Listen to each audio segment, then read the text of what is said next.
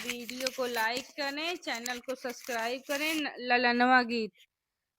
दुआरे पे बैठे रोई बेटी के पापा, अरे बेटी के पापा, अरे मम्मी आंगनवा के बिचरे ललनवा, अरे मम्मी आंगनवा के बिचरे ललनवा। डोलिया पकड़ी के भैया जे रोई, अरे भैया जे रोई, अरे आजू बहिनी भैलू पराई रे ललनवा, अरे आजू बहिनी भैलू पराई रे ललनवा।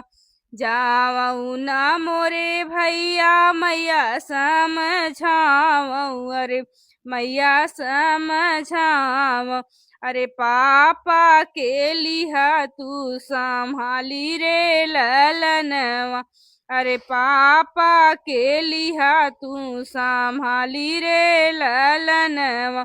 फिर से आई है भैया सावन महीनवा, अरे बहिनी के किहा इंतजार रे ललनवा, अरे बहिनी के किहा इंतजार रे ललनवा।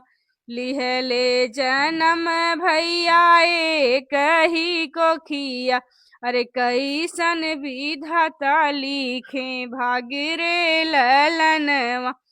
पापा जे तुहै भैया घरवा दुआर दी, अरे हम का तो दिहले निकारी रे ललनवा। धन्य मोरे पापा यौ धन्य मोरी मैया, अरे कई दीही हम का पराई रे ललनवा। जही दिन ए भैया लिहले जनमवा, अरे लिहले जनमवा, अरे उही दिन अरे उही दिन लिखल पराया रे ललनवा। जात बाटू बहिनी तुही दूर देसवा, ऐ कई दिहलू घरवा जे सुन रे ललनवा।